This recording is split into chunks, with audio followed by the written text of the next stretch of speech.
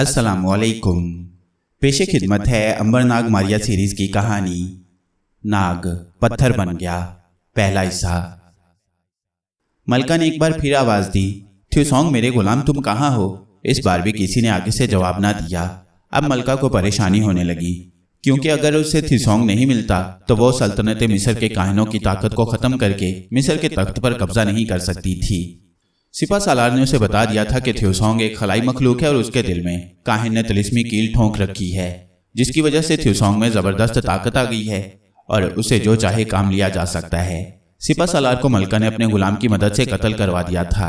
काहिन को थ्यूसोंग ने मार डाला था, मगर मलका को मालूम था कि काहिन के मर जाने से उसके साथी काहिन सामने आ जाएंगे और अपनी जबरदस्त सियासी ताकत और जोड़ तोड़ से मलका को तख्त पर कब्जा नहीं करने देंगे, बल्कि अपनी मर्जी के किसी आदमी को तख्त पर बादशाह बनाकर बिठा देंगे। यही वजह थी कि वह थ्यूसोंग के ना मिलने से परेशान थी। वो उस वक्त सिपा सलार के महल में थी, जिसकी सरकटी लाश कमरे में पड़ी थी। उसे बताया गया था कि थ्यूसोंग पिछली कोठरी में बंद है, मगर जब मलका ने कोठरी खोली तो वो खाली थी। थ्यूसोंग वहां नहीं था। उसने एक बार फिर आवाज दी, थ्यूसोंग की तरफ से कोई जवाब न आया। उस वक्त थ्यूसोंग सिपा सलार के महल के बाहर शाही कब्रिस्तान में एक कब्र के सामने खड़ा था। इसकी वजह यह थी कि खजाने के खलाई पुतले की शुआओं ने फिजा में फैलकर थ्यूसोंग को मुतासिर किया था। क्योंकि थ्यूसोंग भी खलाई मखलूक था, ये शुआएं फिजा में से गुजरकर कोठरी तक पहुंच गईं, जहां थ्यूसोंग मौजूद था। शुआएं थ्यूसोंग के जिस्म से टकराईं तो वो हैरान होकर इधर उधर तकने लगा। उसे अपने अंदर कुछ तब्दीली महसूस हुई। काहिन ने उसके दिल पर जो तिलिस्मी कील ठोंक रखी थी, उसका असर भी कम हो गया। थ्यूसोंग को कुछ कुछ याद आने लगा कि वो कौन है। उसको अंबर नाग मारिया, केटी और अपनी बहन जूली सोंग की शक्लें भी नजर आईं, जो उस वक्त एक काफिले के साथ मंगोलिया की तरफ सफर कर रहे थे।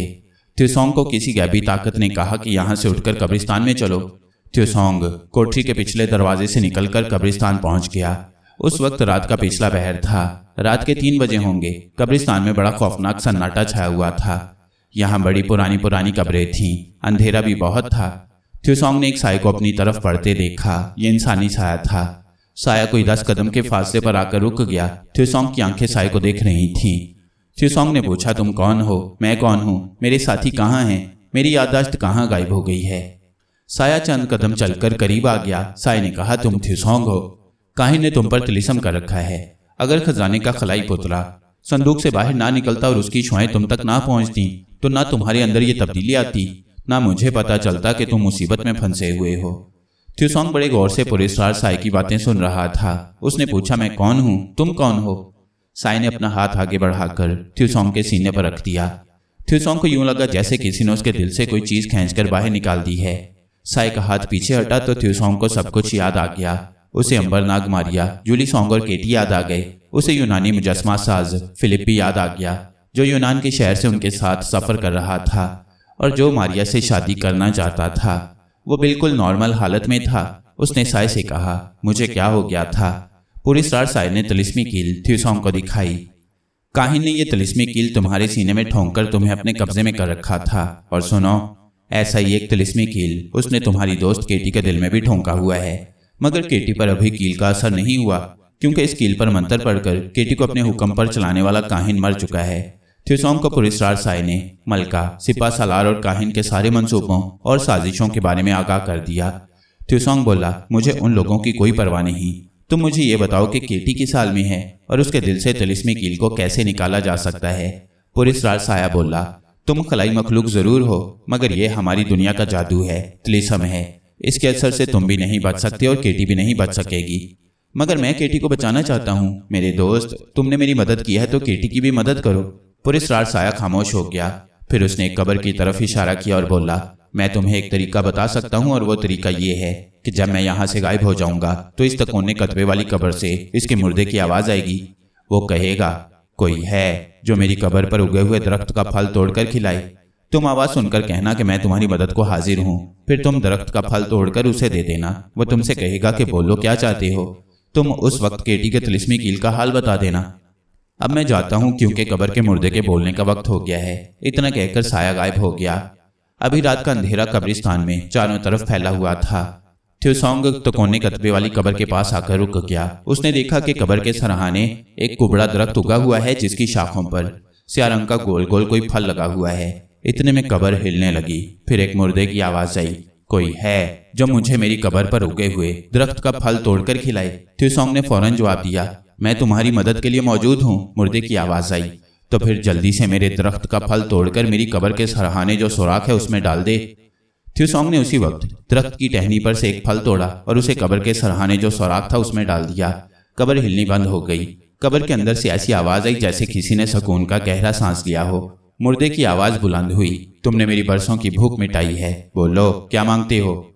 थ्यूसोंग ने केटी के तिलिस्मी कील का सारा हाल बयान कर दिया। मुर्दे ने कहा, मैं तुम्हें काले बंदर का एक नाखून देता हूँ, उसे पानी के प्याले में डालकर वो पानी केटी को पिला दो। उसके दिल में ठुका हुआ तिलिस्मी कील अपने आप गायब हो जाएगा और केटी को काहिन के तिलिस्म से निजात मिल जाएगी। इसके साथ ही कब्र में से मुर्दे का हाथ बाहर निकल आया।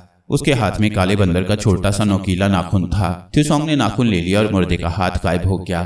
थ्यूसोंग ने पूछा, क्या तुम बता सकते हो कि अंबरनाग, मारिया, केटी और जुलीसोंग इस वक्त कहाँ होंगे? कब्र एक बार फिर जोर से हिली जैसे भूचाल आ गया हो। मुर्दे की आवाज आई, यहाँ से शुमाल की तरफ दरिया पार जाओगे तो तुम्हें एक बूढ़ी औरत झोंपड़ी के बाहर बैठी मिलेगी। तुम्हारे सवाल का जवाब वही देगी। मुझे इसकी इजाजत नहीं है, अब यहाँ से चले जाओ। थ्यूसोंग उसी वक्त कब्रिस्तान से बाहर निकल गया। अब वो पूरा थ्यूसोंग था। उसे सब कुछ याद आ गया था कि वो कौन है। उसकी खलाई ताकत भी उसके पास वापस आ गई थी। जो ही वो कब्रिस्तान के बड़े दरवाजे से बाहर आया तो सामने मलका मौजूद थी। उसके सिपाही भी तलवारें लिए घोड़ों पर सवार करीब ही थे। मलका ने थ्यूसोंग को देखकर कहा, तुम मेरे गुलाम हो थ्यूसोंग, जो मैं कहूंगी तुम्हें वही करना होगा। थ्यूसोंग को सब याद आ गया कि यह औरत तख्त पर कब्जा करने के वास्ते कई आदमियों का खून कर चुकी है, जो थ्यूसोंग किसी सूरत में पसंद नहीं कर सकता था। मलका यही समझ रही थी कि थ्यूसोंग अभी तक काहिन के तिलिस्मी कील के जादू के असर में है। थ्यूसोंग मुस्कुराया और बोला, मलका मैं वो नहीं हूँ जो तुम समझ रही हो। बेहतर यही है कि तुम मेरे रास्ते में ना आओ और अपने सिपाही लेकर यहाँ से चली जाओ। मलका को सख्त गुस्सा आ गया, क्योंकि वो तो यही समझ रही थी कि थ्यूसोंग उसका गुलाम है और वो उसकी बेपनाह ताकत अपनी मर्जी के मुताबिक इस्तेमाल कर सकती है। उसने गुस्से में आकर कहा, तुम्हें ऐसी बात करने की जरूरत कैसे हुई? मैं तुम्हारी आका हूँ, तुम मेरे गुलाम हो। मेरे साथ चलो और जैसा मैं कहूँ वैसे ही करो। थ्यूसोंग खामोश खड़ा मलका को देखता रहा। जब मलका ने देखा कि थ्यूसोंग उसका हुक्म नहीं मान रहा तो उसने सिपाहियों को हुक्म दिया कि इस गुस्ताख को पकड़कर जंजीरों में जकड़ दो। सिपाही तलवारें लेकर थ्यूसोंग की तरफ बढ़े। एक सिपाही थ्यूसोंग की गर्दन में जंजीर डालने लगा तो थ्यूसोंग ने उसकी गर्दन की खास जगह पर अपनी उंगली लगा दी। वह तड़प कर गिरा और बेहोश हो गया। इसी तरह दूसरे सिपाही को भी थ्यूसोंग ने बेहोश कर दिया। अब मलका के हुक्म से सिपाहियों ने थ्यूसोंग पर तलवारों से हमला कर दिया। थ्यूसोंग 2 कदम पीछे हटा। उसकी आंखों से तेज नीली रोशनी निकलकर सिपाहियों पर पड़ी। सिपाहियों के जिस्म शोले बनकर उड़ गए। मलका का घोड़ा डरकर एक तरफ को भाग खड़ा हुआ। मलका भी उसके साथ ही वहां से चली गई। थ्यूसोंग अब दरिया की तरफ रवाना हुआ। जब वो दरिया के किनारे पहुंचा तो दिन की रोशनी फैलने लगी थी। दरिया में कोई कश्ती नजर न आई तो थ्यूसोंग दरिया में उतर गया और उसका जिस्म अपने आप दरिया की लहरों पर तैरता हुआ दूसरे किनारे पर पहुंच गया। दूसरे किनारे काफी दूर जाकर रेत के टीले के पास थ्यूसोंग को एक झोंपड़ी दिखाई दी, जिसके बाहर एक बूढ़ी औरत बैठी कटी हुई मुर्गी के पर नोच रही थी। थ्यूसोंग ने जाकर सलाम किया और अंबरनाग, मारिया, केटी और जुलीसोंग के बारे में पूछा कि वो कहाँ मिलेंगे। बूढ़ी औरत ने अपनी डरावनी से आंखें उठाकर थ्यूसोंग को देखा और तंज करते हुए बोली, बड़े खलाई आदमी बने फिरते हो कि तुम्हें इतना भी मालूम नहीं कि तुम्हारे दोस्त इस वक्त कहाँ होंगे। थ्यूसोंग कहने लगा, ये ताकत मुझ में नहीं है, मैं मानता हूँ, तुम मेरी मदद करो। कब्र के मुर्दे ने मुझे तुम्हारे पास भेजा है। बूढ़ी औरत बोली, जानती हूँ, तुम्हें यह बताने की जरूरत नहीं है, यहाँ ठहरो। बूढ़ी औरत उठी और झोंपड़ी के अंदर चली गई। बाहर निकली तो उसके हाथ में तांबे की एक बड़ी थाली थी। ये थाली उसने जमीन पर रख दी और थ्यूसोंग से कहा, इस थाली पर खड़े हो जाओ। थ्यूसोंग थाली पर दोनों पांव जमाकर खड़ा हो गया। बूढ़ी औरत की डरावनी आंखें और ज्यादा डरावनी हो गईं। उसने कहा, सुनो, ये थाली तुम्हें तुम्हारे साथियों के पास पहुंचा देगी। फिर उसने थाली की तरफ इशारा करके कहा, ऐ तिलिस्मी थाली, जहां मैंने तुम्हें हुक्म दिया है इसे वहां पहुंचा दो। इसके साथ ही थाली थ्यूसोंग को लेकर ऊपर को उठी और हवा में उड़ती हुई एक तरफ गायब हो गई। बूढ़ी औरत ने कहका लगाया, झोंपड़ी में गई। झोंपड़ी की दीवार पर एक बड़ी ही डरावनी शक्ल वाले आदमी का चेहरा बना हुआ था। उस आदमी के 2 नोकीले दांत बाहर निकले हुए थे, आंखें लाल थीं, सर के बाल कांटों की तरह खड़े थे और गर्दन में बंदरों की तरह खोपड़ियों की माला थी। अय्यार औरत ने चूल्हे में से थोड़ी सी राख लेकर उस पर कुछ पढ़ा और राख दीवार पर बनी हुई उस खौफनाक शक्ल वाली तस्वीर पर दे मारी। तस्वीर में जान पड़ गई। डरावनी शक्ल वाले जोगरेथ ने पूछा, क्या बात है, तुमने मुझे यहाँ आने की तकलीफ किस लिए दी? बूढ़ी औरत ने कहा, सुनो जोगरेथ, मैं तुम्हें खास बात बता रही हूँ। तुम्हें जिस चीज की तलाश थी वो मैंने ढूंढ ली है। रौनी शक्ल वाले जोगरिथ ने पूछा, क्या तुमने कोई जबरदस्त ताकत हासिल कर ली है? याद रखो, जब तक मेरी तसल्ली नहीं होगी मैं तुम्हें तुम्हारी असली शक्ल वापस नहीं करूंगा और तुम यहीं एड़ियां रगड़ रगड़ कर मर जाओगी। बूढ़ी औरत ने कहा, मैं अनाड़ी नहीं हूँ, मेरी बात गौर से सुनो। अभी मेरे पास एक शख्स आया था जिसकी पेशानी पर से मैंने उसके दिल का सारा हाल पढ़ लिया है। उसका नाम थ्योसॉन्ग है। वो खलाई मखलूक है, उसके पास खलाई ताकत है, मगर तुम उसे अपने काबू में नहीं कर सकते। जोगरिथ ने दांत पीस कर कहा, तो फिर मुझे क्या बताने के लिए यहाँ बुलाया है तुमने? मैं जा रहा हूँ। ठहरो ठहरो, औरत ने चीख कर कहा, मुझे बात तो पूरी कर लेने दो। इस आदमी थ्योसॉन्ग की एक खलाई साथी केटी है। उसके दिल में काहिन आजम ने तिलिस्मी कील ठोंक रखा है। काहिन मर गया है। अगर तुम उस औरत केटी पर अपना मामूली सा अमल भी पढ़ोगे तो वो औरत अपनी तमाम खलाई ताकत के साथ तुम्हारे कब्जे में आ जाएगी और फिर तुम सारी दुनिया पर हुकूमत करने का ख्वाब पूरा कर सकोगे। अब मुझे अपने तिलिस्म से रिहाई दिलाओ और मेरी असली शक्ल मुझे वापस कर दो। जोगरिथ बोला, मगर ये थ्योसॉन्ग भी तो वहां पहुंच जाएगा, ये केटी को खबरदार कर देगा। बूढ़ी औरत ने कहका लगाकर कहा, मैंने जिस थाली पर सवार होकर यहाँ से इसे रवाना किया है वो थाली उसे उसके दोस्तों के पास ले जाने की बजाय शुमाली पहाड़ों पर ऐसी जगह ले जाएगी जहाँ की शदीद सर्दी में पहुंचते ही वो बर्फ बनकर जम जाएगा और फिर कभी जिंदा हालत में वापस नहीं आ सकेगा। जोगरिथ ने कहा, ठीक है, मगर पहले मैं उस खलाई औरत केटी को देखकर अपनी तसल्ली करना चाहता हूँ, उसके बाद तुम्हें तुम्हारी शक्ल वापस कर दूंगा। वो लोग इस वक्त कहाँ हैं? बूढ़ी औरत जानती थी कि यह बड़ा मकरू और जिद्दी जादूगर है और जब तक केटी के दिल में ठुका हुआ तिलिस्मी कील देख नहीं लेगा उसको उसकी शक्ल वापस नहीं करेगा। उसने कहा, ठीक है, तुम अपनी तसल्ली करके देख लो। इसके साथ ही दीवार पर बनी हुई तस्वीर गायब हो गई। बूढ़ी औरत दीवार के सामने आलती पालती मारकर बैठी रही। थोड़ी ही देर बाद दीवार पर हैबतनाक शक्ल वाले जोगरिथ की तस्वीर दोबारा उभर आई। वो एक मकरू कहकहा लगाकर बोला, तुमने ठीक कहा था, मेरी तसल्ली हो गई है। अब तुम मेरे तिलिस्म से आजाद हो, जाओ अपनी दुनिया में वापस चली जाओ। दीवार में से नीले रंग का एक बादल गिड़गिड़ाहट के साथ निकला। इस बादल ने औरत को अपनी लपेट में ले लिया। जब बादल हटा तो उसके अंदर से बूढ़ी औरत की बजाय एक नौजवान खूबसूरत लड़की बाहर निकल आई। उसने हाथ जोड़कर दीवार पर उभरे हुए जोगरिथ के चेहरे को सलाम किया और बोली, मैं तुम्हारा शुक्रिया अदा करती हूँ जोगरिथ। जोगरिथ ने खबरदार करते हुए कहा, माशाअल्लाह, याद रखो, अगर तुमने खलाई लड़की केटी को पहले से खबरदार कर दिया तो मैं इस बार तुम्हें जिंदा नहीं छोड़ूंगा और मुर्दों की दुनिया में पहुंचा दूंगा। खूबसूरत और नौजवान लड़की मशकाल्ला बड़ी आजिजी से बोली, ए अजीम जादूगर जोगरिथ, अगर मेरी नीयत खराब होती तो मैं थ्योसॉन्ग को गलत राह पर ना लगाती और उसे उसके दोस्तों अंबरनाग मारिया, जूली सॉन्ग और केटी की तरफ ही रवाना कर देती। मगर तुमने देख लिया कि केटी अकेली थी, वरना अब तक थ्योसॉन्ग उसके पास पहुंचकर उसके दिल से कील निकाल चुका होता। जोगरिथ अपने नोकीले दांत निकाल कर बोला, ठीक है, अब यहाँ से दफा हो जाओ और खबरदार फिर कभी मेरे सामने ना आना। जो हुक्म अजीम जोगरिथ, मैं यहाँ से सीधी मुल्क कार्थेज में अपने माँ बाप के पास जा रही हूँ और फिर वहीं रहूंगी। जोगरिथ जादूगर का चेहरा गायब हो गया। मशकाल्ला ने खुदा का शुक्र अदा किया कि इस बला से जान छूटी और वह बूढ़ी औरत से फिर जवान लड़की की शक्ल में वापस आ गई। वह स्पेन के एक साहली शहर कार्थेज में अपने माँ बाप के साथ रह रही थी कि उससे एक गलती हो गई। इसके जुर्म में जादूगर जोगरिथ ने उसे बूढ़ी औरत बनाकर पहले कब्रिस्तान की एक कब्र में डाल दिया, फिर दरिया पार एक झोंपड़ी में कैद करके बाहर तिलिस्मी दायरा खींच दिया जिसके बाहर मशकाल्ला नहीं निकल सकती थी। अब वो आजाद थी। वो बड़ी आसानी के साथ झोंपड़ी के बाहर खींचे हुए तिलिस्मी दायरे से बाहर निकल आई। मशकाल्ला एक नेकदिल लड़की थी। जब वो बूढ़ी बना दी गई तो जादूगर जोगरिथ के तिलिस्म के असर में थी और खुद भी जादू कर सकती थी, मगर अब वो कोई जादू नहीं कर सकती थी। उसने अक्लमंदी का काम ये किया था कि थ्योसॉन्ग को जिस थाली पर हवा में उड़ाया था उस थाली को हुक्म दिया था कि वो थ्योसॉन्ग को मंगोलिया की सरहद पर पहुंचाकर वापस आ जाए। उसे मालूम था कि जोगरिथ बड़ा यार जादूगर है और वो खुद केटी को देखकर अपनी तसल्ली करने केटी के पास जाएगा। इसलिए मशकाल्ला ने थ्योसॉन्ग को केटी के पास नहीं भेजा था, वरना थाली एक सेकंड में थ्योसॉन्ग को केटी के पास पहुंचा देती और थ्योसॉन्ग उसी वक्त केटी के दिल से तिलिस्मी कील निकालने की कोशिश शुरू कर देता। और जब जोगरिथ अपनी तसल्ली करने केटी के पास पहुंचता तो मशकाल्ला का सारा मंसूबा नाकाम हो जाता। जोगरिथ देख लेता कि केटी के दिल में तिलिस्मी कील नहीं है और वह वापस आकर मशकाल्ला को खुदा जाने क्या सजा देता।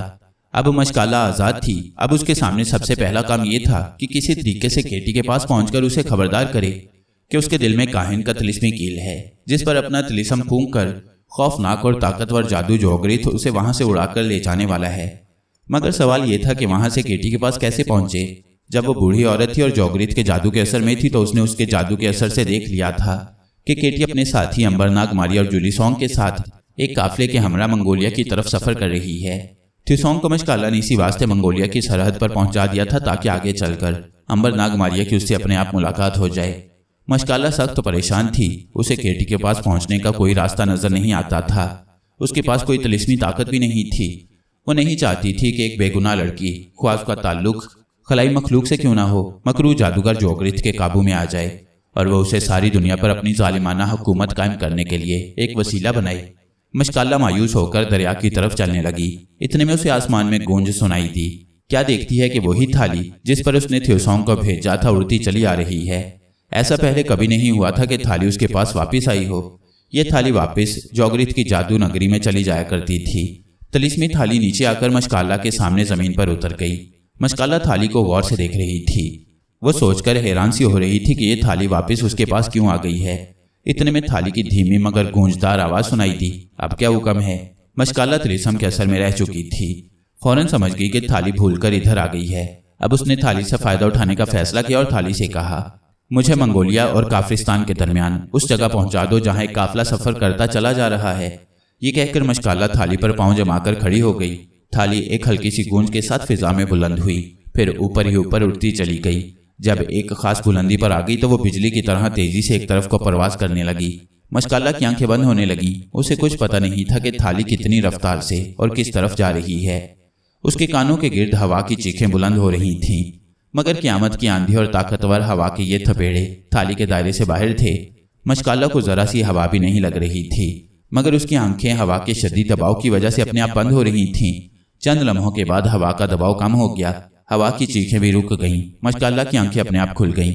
उसने देखा कि ऊंची पहाड़ियों के दरमियान एक हरी भरी वादी है जिसमें काफले के ऊंट गुजर रहे हैं। थाली की आवाज सुनाई दी। यही वो काफला है जो मंगोलिया जा रहा है। थाली एकदम काफले से काफी आगे जाकर पहाड़ी रास्ते पर उतर आई। मशकाला ने थाली से कहा, अब तुम वापिस जा सकती हो। थाली फिजा में बुलंद हुई और फिर तेजी से एक तरफ लहराकर नजरों से ओझल हो गई। मशकाला ने खुदा का शुक्र अदा किया। उसे यकीन था कि यही वो काफला है जिसके साथ केटी और उसके साथी अंबरनाग मारिया और जुलीसोंग सफर कर रही हैं। वह सड़क के किनारे पत्थरों पर बैठ गई और काफले का इंतजार करने लगी। काफला इसी सड़क पर चला आ रहा था। इस काफले में कितने ही ऊंट थे जिन पर मुसाफिर भी बैठे थे और सौदागरी का सामान भी लदा हुआ था। ऊंट आहिस्ता आहिस्ता चल रहे थे। आगे सहराए गोपी शुरू होने वाला था जिसमें सिर्फ ऊंट ही चल सकते थे।